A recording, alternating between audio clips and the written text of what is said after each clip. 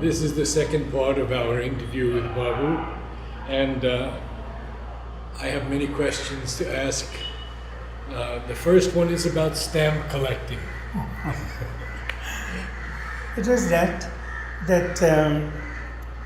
in those days, or many of these small children, they used to collect stamps. So, and one thing I have to tell you that we didn't have much money because the ashram used to give us everything. We didn't have any need for things. Yes. But then collecting stamps means you have to have a stamp album and all those paraphernalia. So I don't know, we got into the habit of making our own album, making everything. So I remember that when I wanted to collect stamps, the friend who encouraged me, he said, you have to have an album. And they said, album, it costs money. Now, how to get it free? So, the friend told me that you go to the bindery department. The binding department used to be in the guest house where somebody used to live upstairs. Oh, yes. So downstairs there was the binding department, and all the ashramites used to take their books for binding. The press had not yet started. The ashram press was not yet there. So the binding department was there, and there was a most wonderful man who was in charge of the binding department. His name was Birenda. We used to call him Birenda. And he had long hair, moustache, and but didn't have any beard. And I approached him and said, I want a stamp album. Then he said, what is stamp album? He didn't have much idea about it. Then I said that, well, it's a kind of notebook, and where I'll be pasting stamps. Then he said that, what kind of album do you want? I'll make one for you. Then I said that my friend had told me you get a loose leaf album. So I had to explain that loose leaf album to him, that it should not be bound, but each page should be separate so that it would be taken out and put back and all that. Then he said, all right, I'll think about it. You come after 2 days. So after 2 days I went, and I found that he had taken foolscap sheets, quite a few sheets, and quite thick, and he had put 2 cardboard covers, and he had punched the holes through them, and he had put ribbons. So that I could open the ribbon and use them as loose leaf album. So again, now how to get stamps. So then they said that the best place is to scrounge around near the French post office. So French post office is what is the main head post office now. Oh. Beside the dining room. So you have to go there, and you have to be on the lookout. You may find things on the road. So we used to do that, collect them, and then we used to exchange, and in that way our stamp collecting started. Now, when did Mother's stamp collection begin? That had begun much earlier. Oh, I see. That had begun much earlier, and we also knew that Norin Singh was in charge of that. Yes. So sometimes we used to ask him for spare stamps, because often they have extra stamps, and so they dispose them off. So we should take from him. I know personally because my daughter Shally used to get stamps from Lawrence. That's it. Yes. But then we had some other sources, because I don't know how children find out lots of things. It seems there was a man here in Pondicherry, a local man, and he was interested in stamps, and many people used to get stamps from him by exchanging. So we used to go to him also. But it didn't last very long, because once I finished my matriculation and all, then I lost the interest. Yes. Now, a friend of mine, asked me to ask you about a famous wrestler who came. Famous Story wrestler? about wrestling and bending a bar or something like that. Oh, right. Could you right. tell us that story? Yes, there's a quite an interesting story. Uh, you know, in my childhood, because you remember I had told you that I used to be very sort of well protected. So I didn't play many games, football and all these things. Didn't have any opportunity to play. And then in Calcutta, I used to go to a missionary school, Scottish church. Even there, they had some physical education program once a week, that also in any odd time, but nothing very organized. They had a football field and all, but they were rather far. So as a small boy, I couldn't go there. So I didn't have much experience in sports.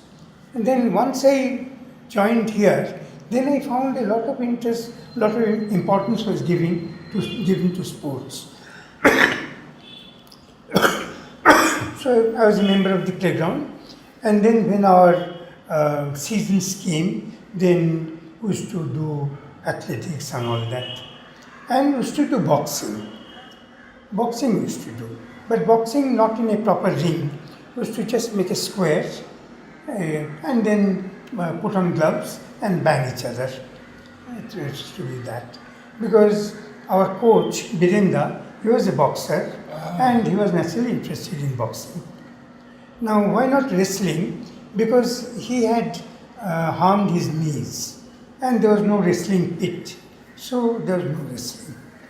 But then, as we started progressing and then gymnastics was introduced, but I was rather clumsy, so I couldn't go for gymnastics. But all my life I wanted to be strong.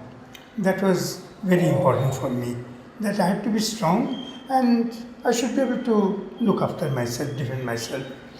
So then we started doing bodybuilding. Was Pranab there at the time? No, Pranab was very much there, but it was Biren who was Pranab's teacher, who was our teacher. And he was a kind of versatile man. He knew all kinds of sports. He was a very good swimmer. He was a bodybuilder. He was a very famous boxer, one of the best of his time in Bengal. So he used to teach boxing. He used to teach boxing as well as bodybuilding. So bodybuilding was started.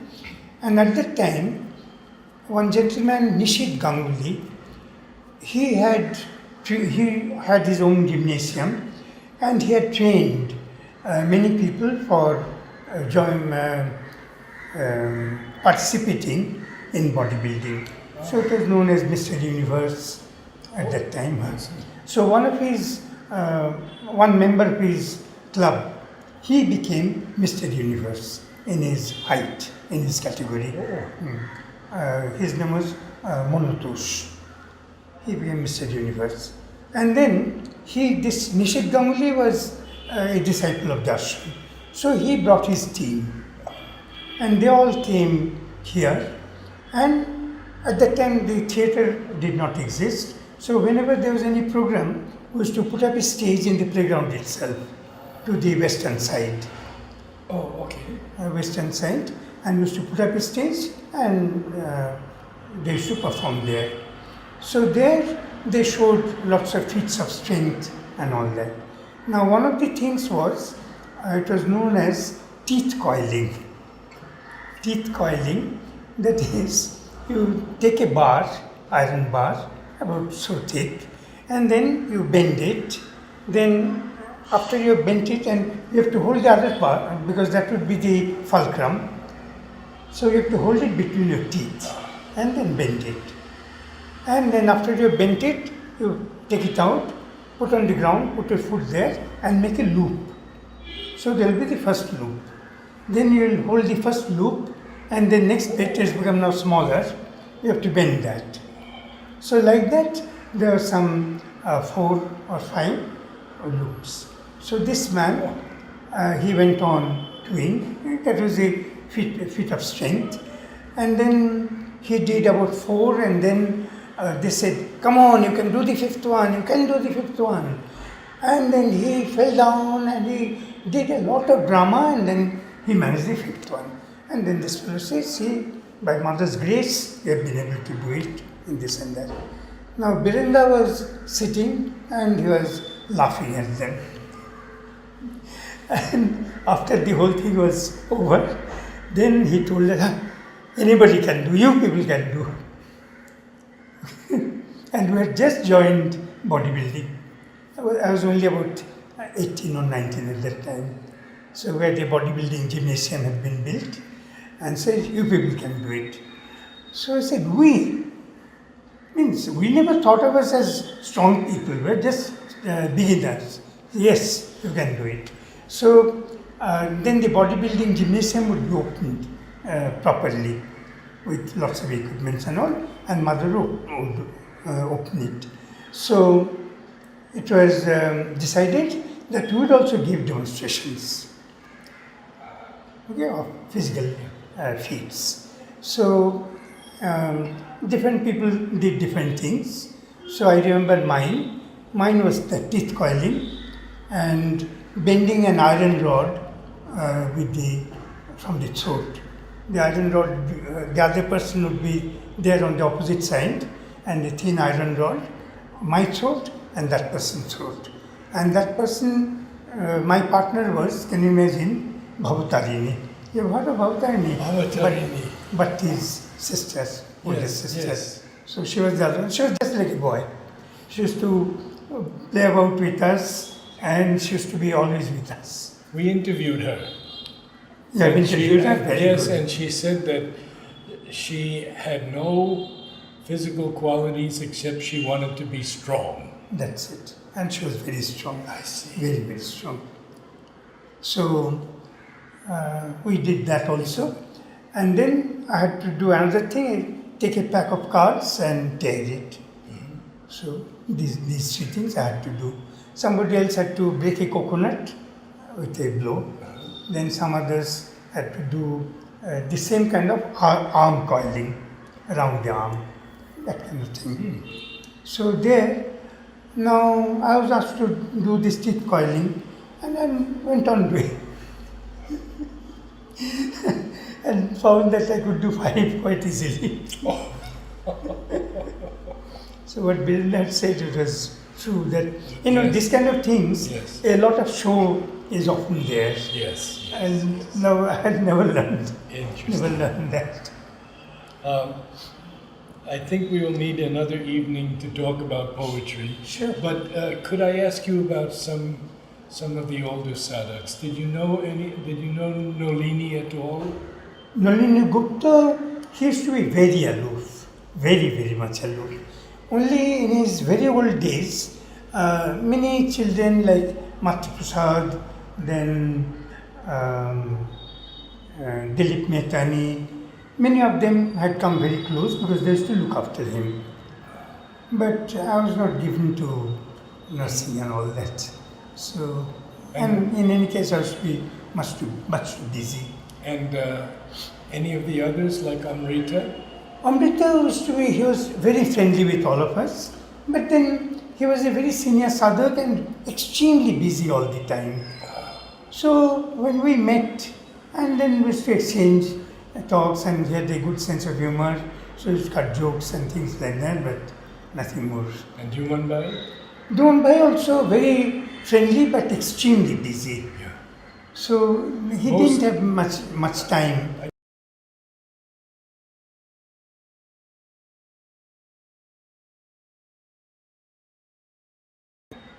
As though, means really they used to put into practice what Madan Sundar taught, that through work it's Karma Yoga, and you can achieve the divine. When did you begin teaching? I taught immediately after I finished my higher course. It lasted a little longer because our school, our higher course started in the year 1952 when the school was opened. Ah, So by that time we had finished with school, but we didn't have the college education. So then there we met, or I met another fantastic teacher, that's Professor Indra Sen, Dr. Indra Sen, Aster's father. yes. He was a gold medalist from a German university, and he used to teach us psychology, Western psychology. And I'm proud to say that I was his star student with us there. I see. What was he like? Oh, wonderful man, really a wonderful man, and a wonderful speaker. Means I didn't necessarily know him as a teacher, but he was very friendly, very loving, and used to speak beautifully. And he told us many interesting things, which nobody had told us before. One thing he told us, that don't think of him as a teacher. Not to think of him as a teacher. He said that, look, there's no difference between you and me. It's only that the paths that you have taken, I have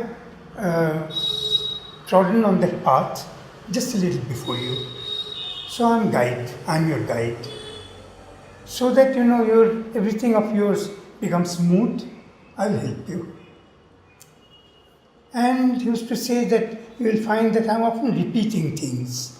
So don't think that because I can't help it, I'm repeating. It's not that. I do it on purpose, so that automatically things will settle in your head.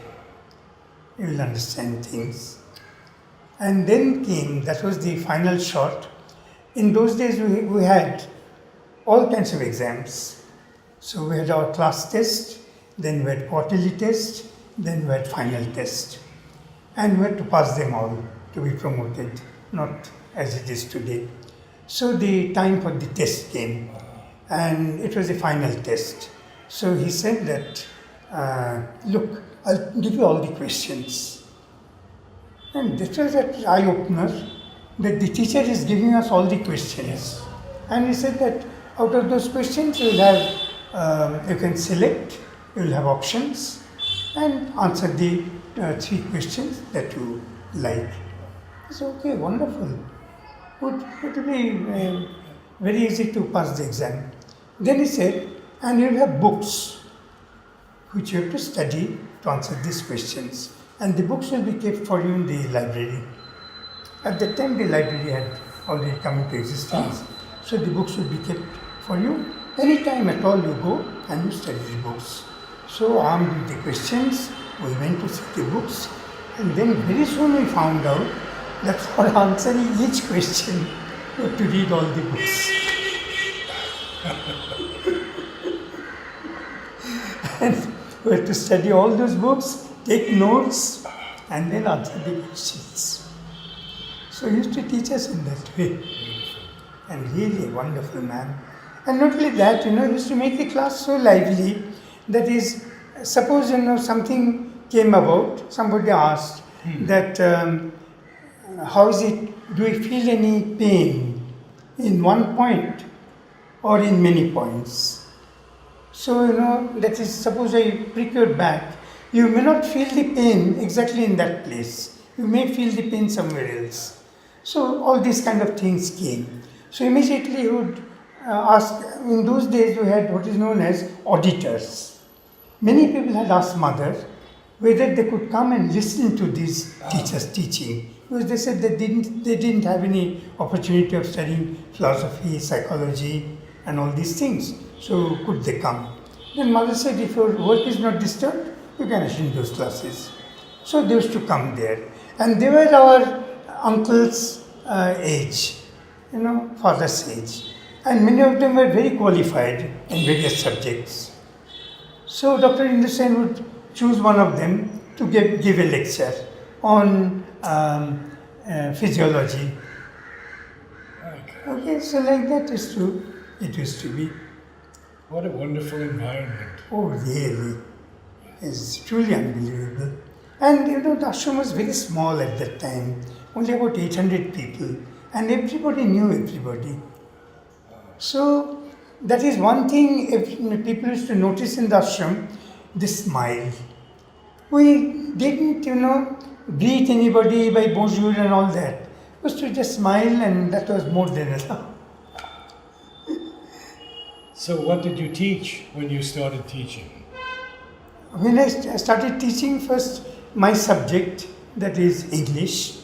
English I liked, but not only poetry, general English. And then, but at that time what happened, I was already involved in doing some other work of the ashram. That was running the Honesty Book House. Because ashram needed money. So Udar had started many departments to earn money. So you were running the book house, I was running teaching. the book. What else? I was a captain in the playground. Captain in the I was playground. teaching younger children, and I was the wrestling coach. Then I was to, and then I was to learn some foreign languages on my own. My gosh. And book house, it was absolutely almost a one-man show, because I had to order the books, I had to go to the station to release the parcels, I had to sort through the books, enter them in the ledger, and then keep the accounts. So everything. Only selling I couldn't do, because I couldn't. We couldn't be there all the Couldn't time. be there all the Yes. time. Yes. So for selling there used to be somebody there. Otherwise everything else, all the background work, was to do. I have so many questions.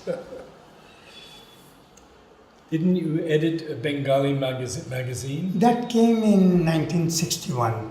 61. 1961, what happened was that for the convocation, that is when it was decided that mother wanted to start a Sri Aurobindo University. So Dr. Shyama Prasad Mukherjee was invited to preside over that meeting, and many other people. So these guests had to be looked after. So I remember there was a consul from Afghanistan, and his family was there. So Navjat, I don't know how he came to know about me. He told me to take care of them, because they were our guests, and I should show them around, and whatever they needed, I should see to it and all that. So he gave me a car, and I should take them around. Somehow he felt that whatever work I did properly. So then suddenly one day he called me, and he said that we want to bring out a Bengali magazine. It will be in Bengali and in Hindi. Now I wanted to edit the Bengali version. Then I said, Hindi I don't know at all, so let's say you don't bother about it. Whatever articles you write in Bengali, they'll be translated into Hindi, and the Hindi edition will come out. So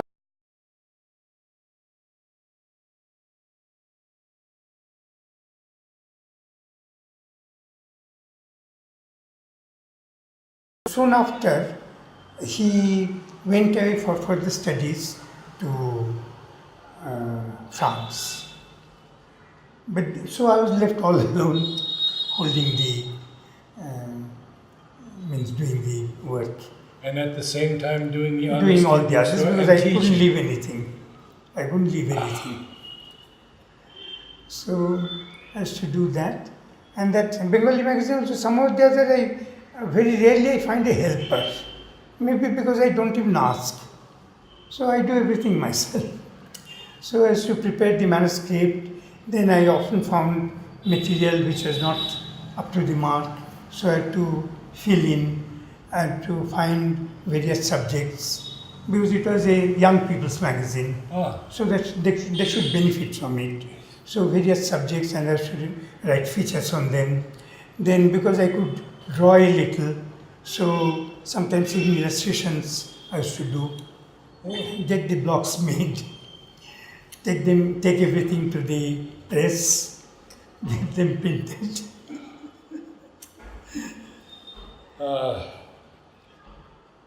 Can you tell us some remembrances about Amal Kiran? Amal Kiran, that was also very, very interesting how I came to know about Amal Kiran. Amal Kiran, when I came to the ashram, Amal Kiran was in Bombay. He was in Bombay and he used to keep in touch, but he was not physically present here. But I heard about him, that he was a great poet and all that. And then at that time, I think the year was 1953, 52 or 53. At that time, Navajat, he came to our school and he said that those of you who would like to contribute to Mother India, you are welcome. So then I used to do a bit of writing, write some poems and things. So I thought of writing. Now what has happened is that Navajat, at that time he was Keshavdev Poddar. He came from a business family.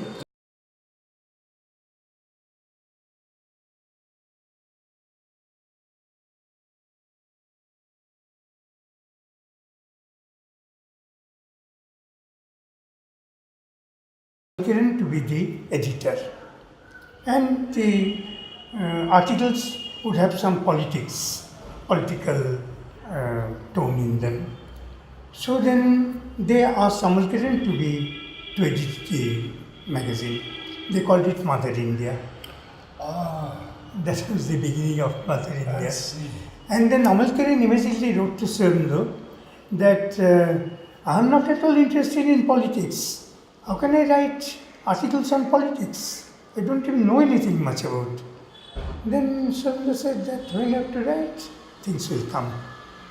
So the Mother India is to go on. And but I have not seen Amal Kiran yet. And then we got this information that they wanted articles, they wanted to open a student section, and there they invited articles. So I sent a poem of mine and one or two stories, and then they were all published.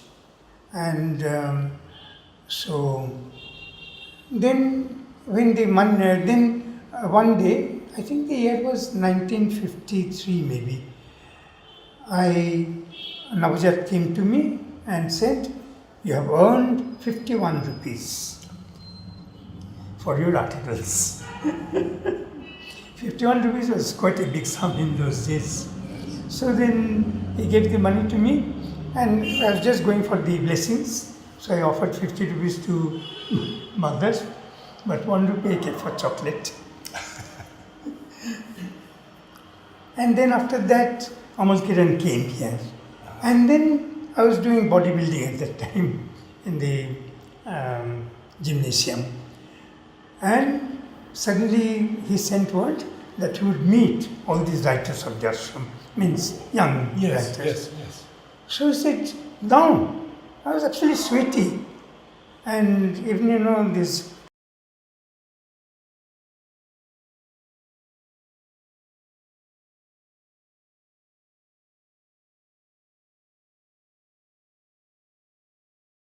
the first time I'm seeing poets doing bodybuilding. That was his comment. So after that I came to know him quite well, and from time to time I used to contribute articles to Mother India.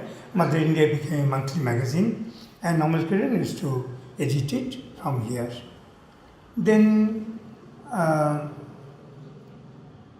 so from time to time I used to meet, and then he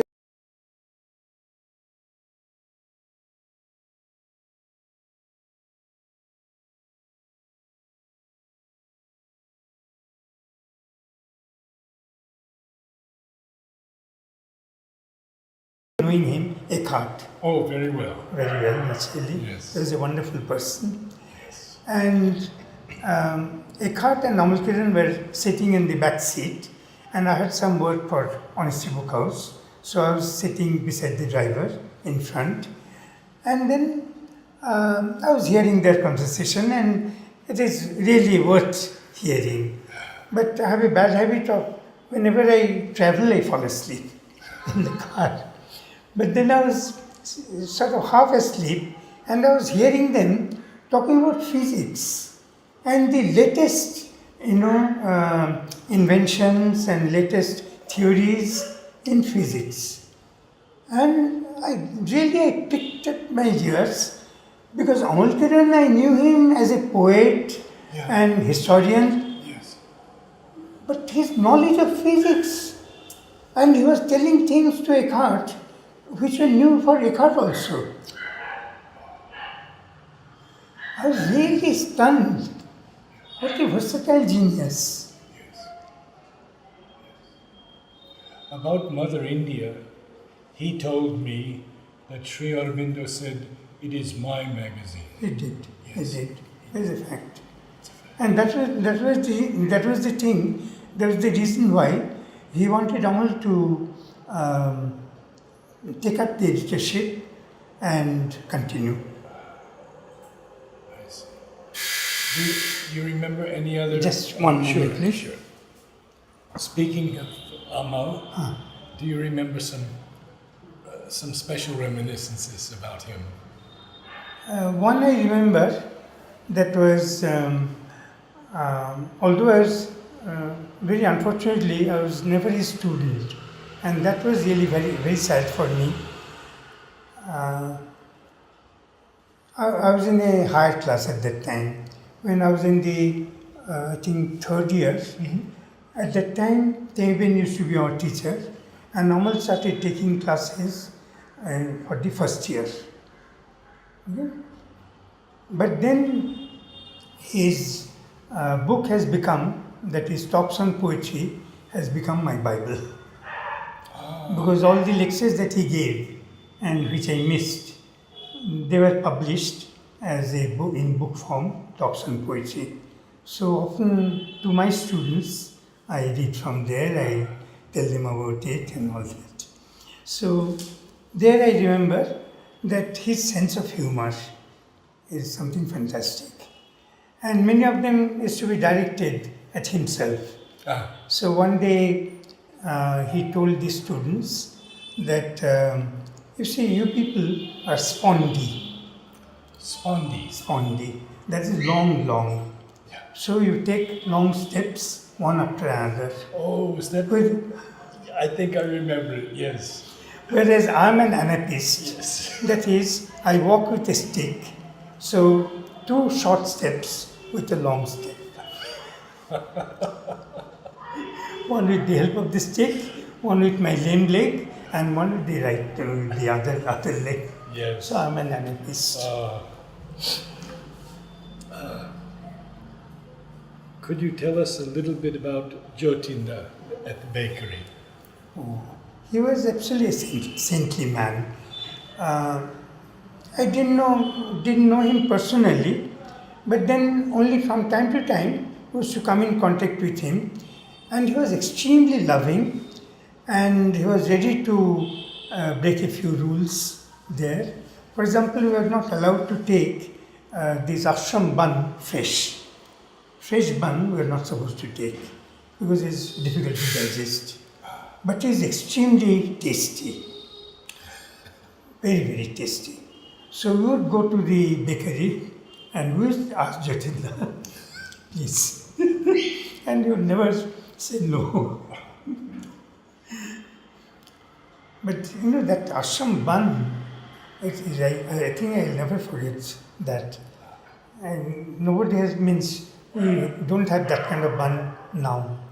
Some of the others, I think the whole formula got changed. They tried some experiments, and in that way, that thing is lost forever. But it was something unbelievable.